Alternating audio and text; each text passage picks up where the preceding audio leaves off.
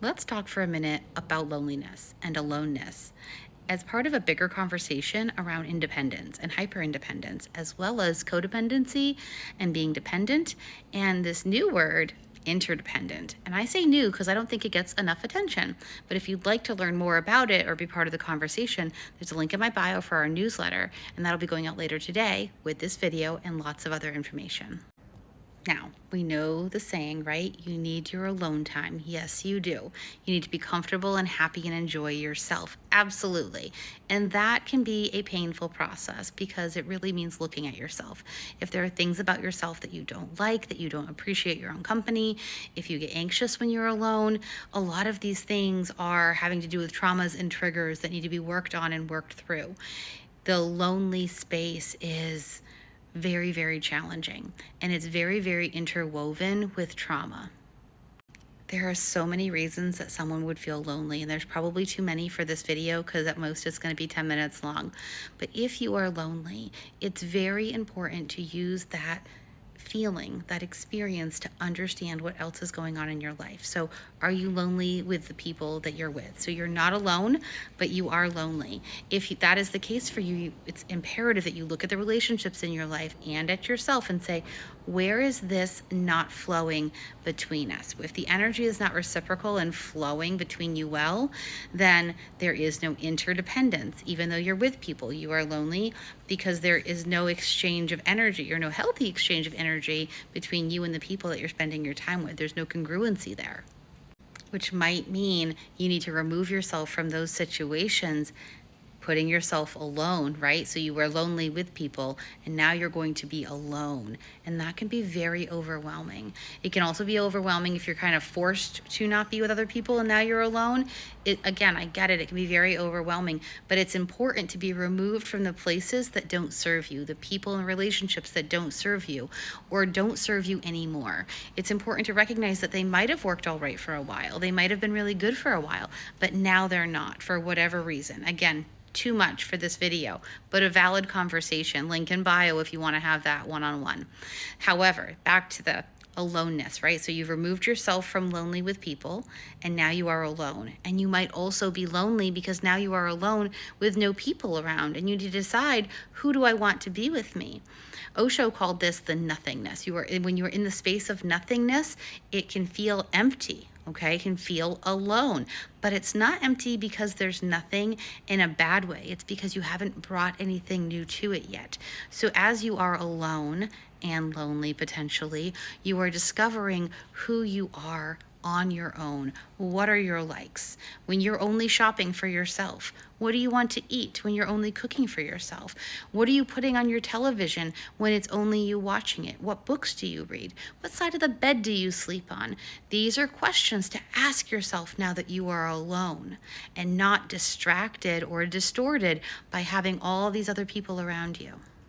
People that, if you're in this situation, likely did not serve you well anymore, meaning the purpose of them with you was not positive, encouraging, inspiring at this point.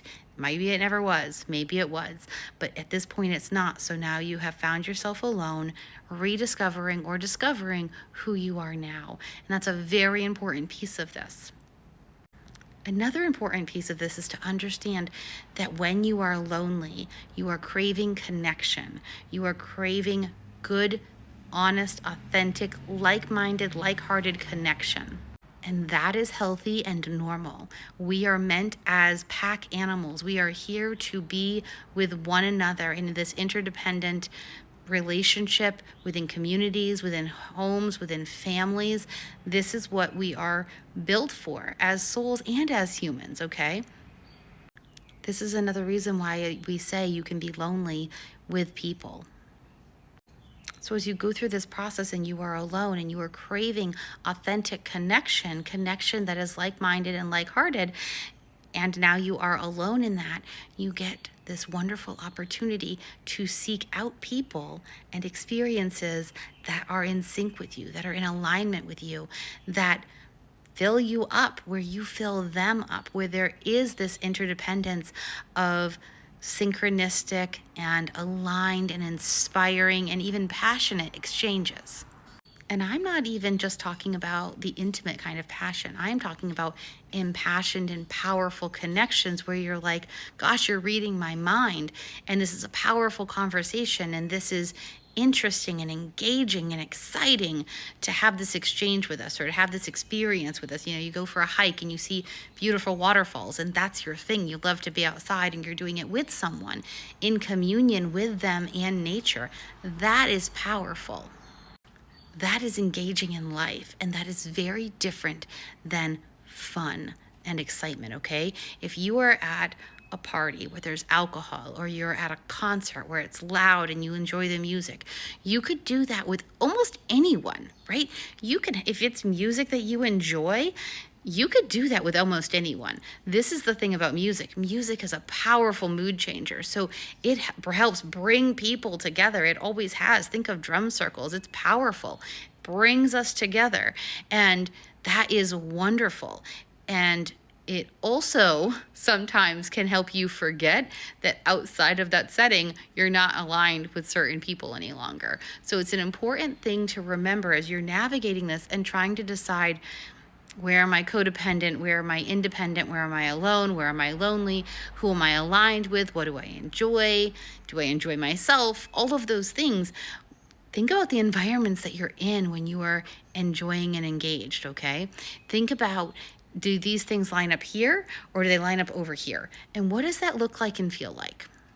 So when you find yourself alone and craving human connection, think about the quality and the substance of those connections. Think about, what is it bringing to you? What is it exchanging with you? What are you bringing to it? Are you uplifting there? Are you being uplifted there? Does the energy like nosedive?